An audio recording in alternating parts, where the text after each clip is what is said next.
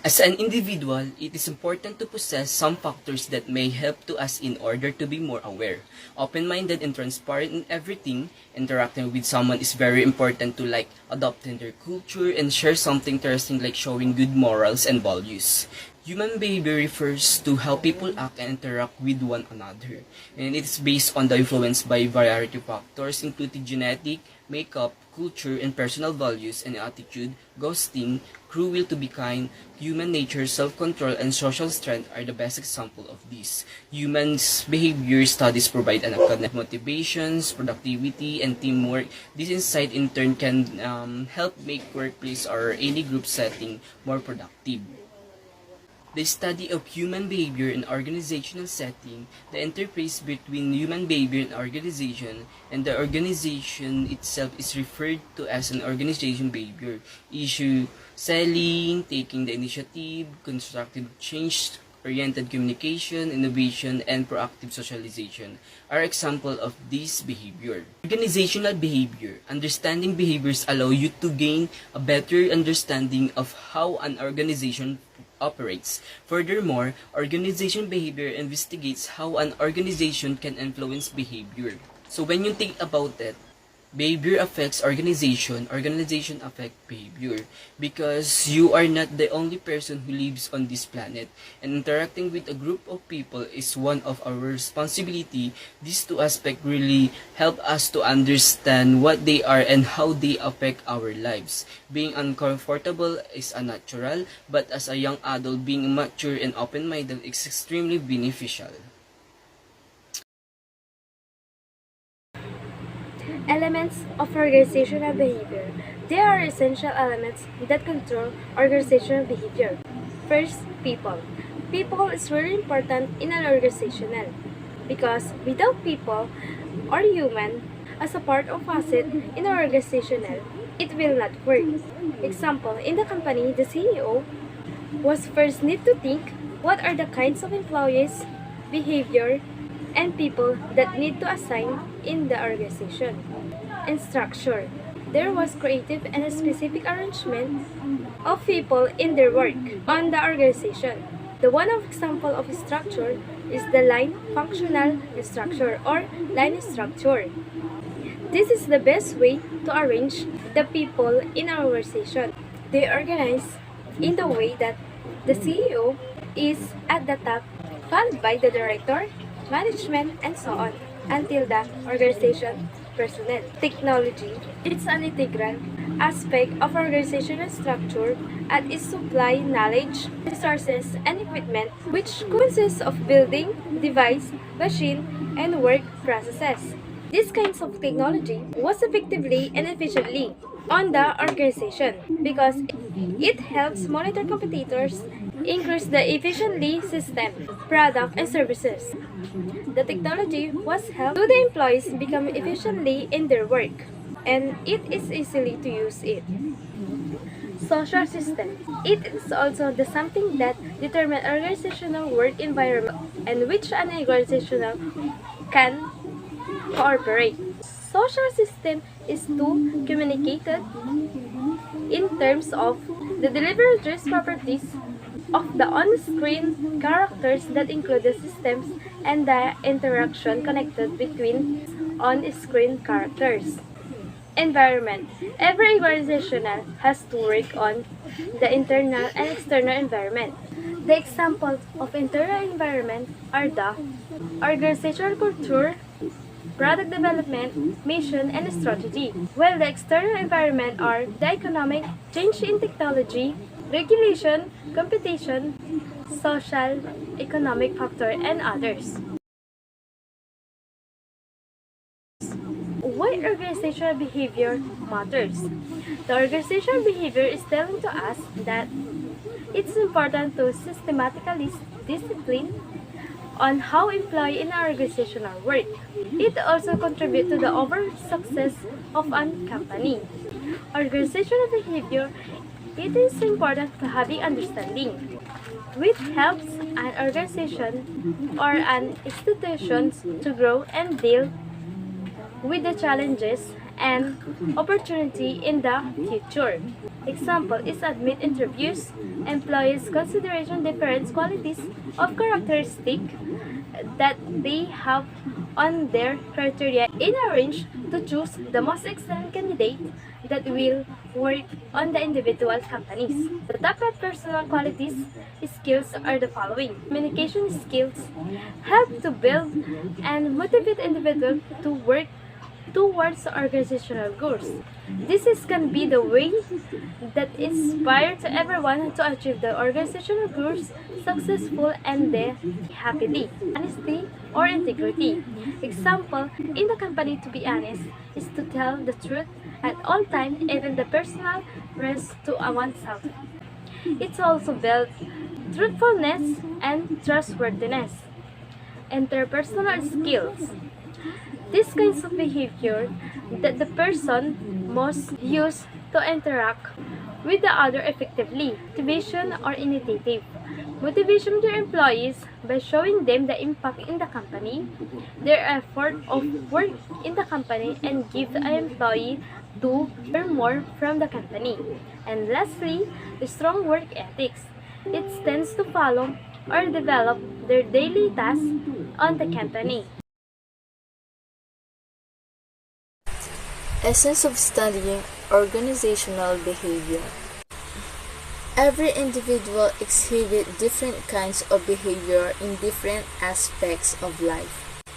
There are those individuals who prefer to perform tasks all by themselves, and there are those who used to work better with their colleagues. The study of organizational behavior will help you explain behavior, predict behavior, and control behavior. Furthermore, studying organizational behavior will contribute to personal growth. As an individual, it is beneficial that you know how to manage or cope with the tasks that you are to perform in life. Knowing your particular interests will affect your performance in a workplace.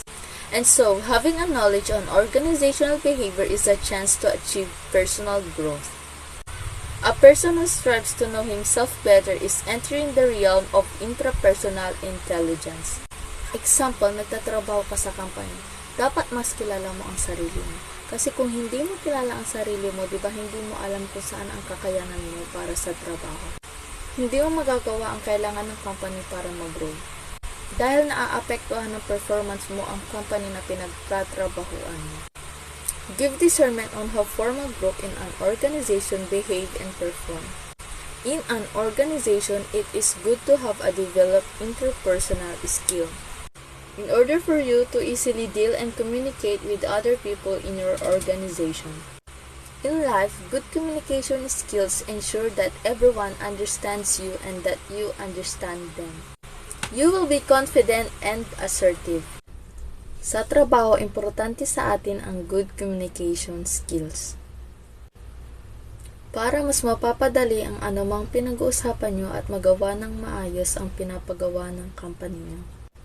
Enlighten you regarding the aspects which will motivate employees on how they could further improve and develop their performance and productivity in workplace. Example, kailangan sa trabaho ang minomotivate nyo ang isa't isa dahil mas magandang maging motivated na tao. Dahil motivation motivates you to overcome setbacks and frustrations and learn from your mistakes. Motivation will help you achieve your personal goals. If an individual is motivated, he or she will have job satisfaction. Motivation will help in self-development of individual.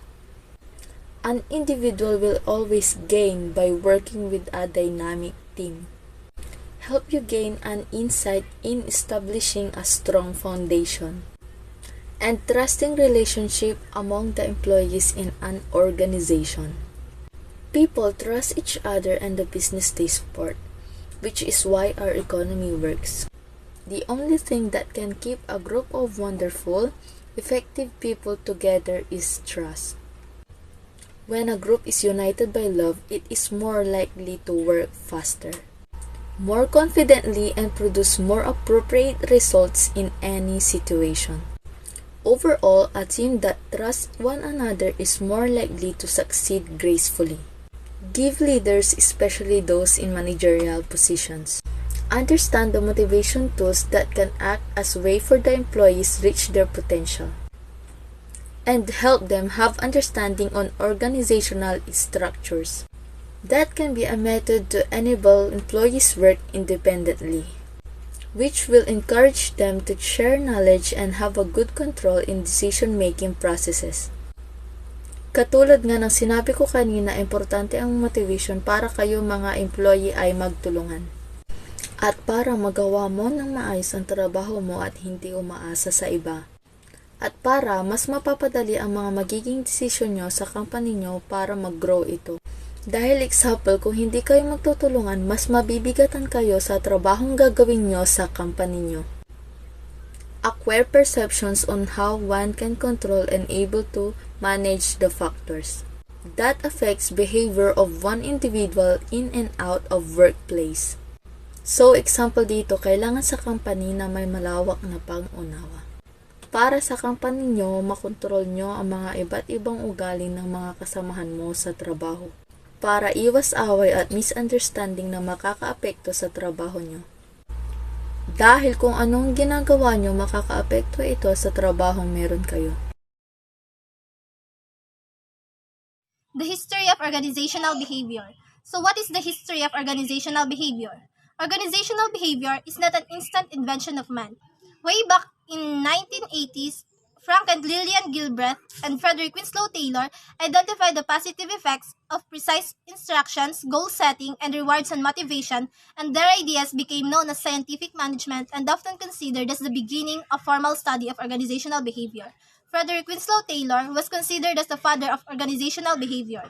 His scientific management, also called the classical management theory, also it is which measuring the task and finding the one best way to do the job in an efficient way, and it's more an increase of individual workers' productivity. George Elton Mayo with his colleagues together conducted a study which determines periods of rest and effects of hours of work on productivity and fatigue of workers. It was then concluded that the environment have a certain impact on efficiency. Social environment was proved to have a greater impact rather than physical environment on the productivity of people in the organization. He also explained that the workers tried harder because of sympathy and interest of the observers. So after we tackle human relation approach, next is the personality theories. Sigmund Freud is a psychologist who is also a contributor on the knowledge about organizational behavior. He brought the idea that people are motivated by more than conscious logical reasoning. One of his famous lines is, "It's all about in subconscious mind." He believed that irrational motives make up the hidden subconscious mind, which determines the major part of people's behavior. In his theory, the concepts of motivations are the central part of organizational behavior. Next is behaviorist approach by Watson and Skinner. First is J.B. Watson, through an approach called behaviorism, formulated theory on learned behavior. In this theory, the instance praising your employee through reward compliment will make him or her repeat or act again. Because learned behavior is something that a person can acquire through experience.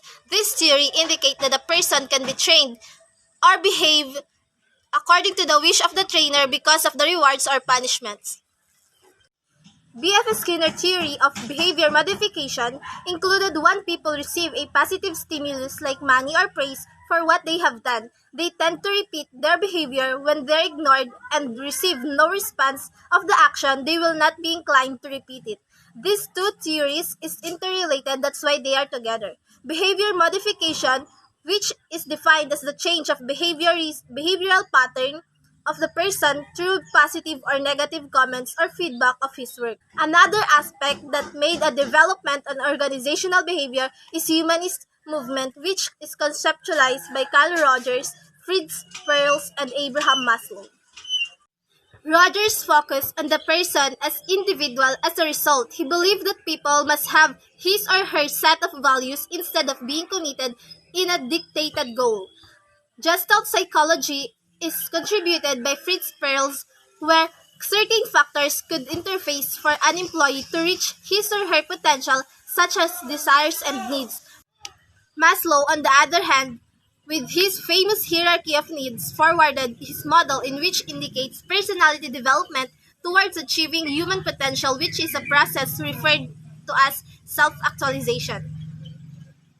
And that is all about the history of organizational behavior.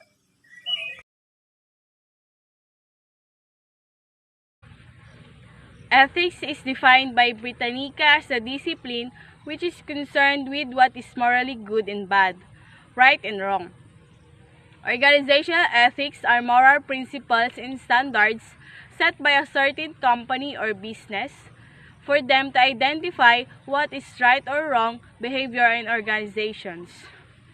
They are best demonstrated through acts of compassion, fairness, honor, integrity, and responsibility. Behavioral ethics is the study of why people make ethical and unethical decisions that they do. Through this, a person is able to improve decision-making skills and promote ethical culture organizations. Ethics is essential because it is a way on how you can identify and define yourself. It reflects your beliefs on different aspects in life, and it could be rational for a self-interested person to be moral. Ethics involves systematizing, defining, and recommending concepts of right and wrong. It refers to a set of moral choices a person makes on base what the or she ought to. Example of ethics: honesty, loyalty, integrity, respect, selflessness, and lastly is responsibility.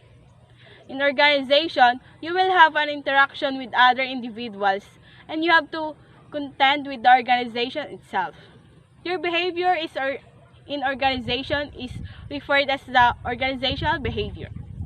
Organizational behavior is a systematic study in discipline which involves describing, understanding, predicting, and controlling human behavior in an organization where they work. The three different levels of analysis that are used in organizational behavior are the individual level, group level, and lastly is the organizational level. Maintaining a good reputation of a company is important because it determines whether a company is worthwhile investment.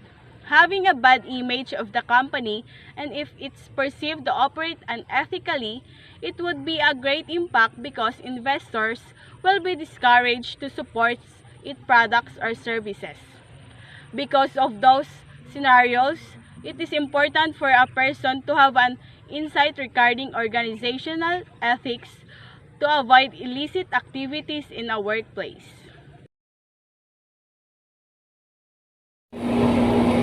Ethical issues are the important concerns of an organization. Here are some common ethical issues that occurs in a workplace. First, injustices and dishonesty.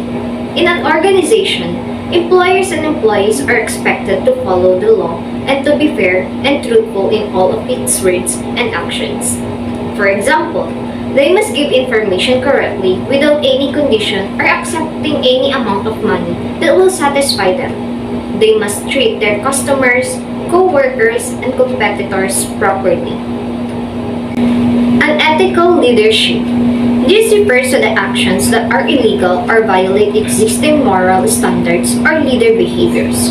For example, if the employer and an employee are relatives, the employer can cover his relative or can manipulate his timesheet, knowing that the employee uses the time of the company for personal business, such as talking on his spouse or friends about stuffs that are not related in the business while it's working hours. Next is the unrealistic and conflicting goals. When you set a goal, it must be attainable. For example, if you set a goal that's impossible to achieve, your employees will be affected for not achieving this goal. They might think that their best is not enough and it may have an impact on their self-esteem. Next is harassment and discrimination in the workplace. Example of these are job refusal and physical harassment. There will be a discrimination if you refuse to accept an employee that belongs to persons with disabilities, commonly known as PWDs, or because of his or her gender, etc.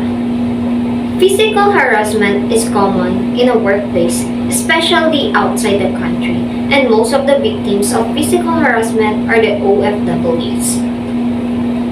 Next is falsifying documents and misleading information. For example of this is the financial statement fraud, wherein a company overstates the financial statement balances to deceive a financial statement user by making a company appear to be in a better financial shape than actually it is.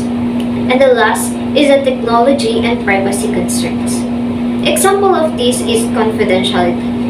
For instance, you should follow if your boss told you to make a project and make it confidential until the day of the presentation so that the rival company won't copy this project and it will be successful. And if you have made a file regarding this project, you need to make sure that the file is secured because hackers are everywhere and they might get those information easily.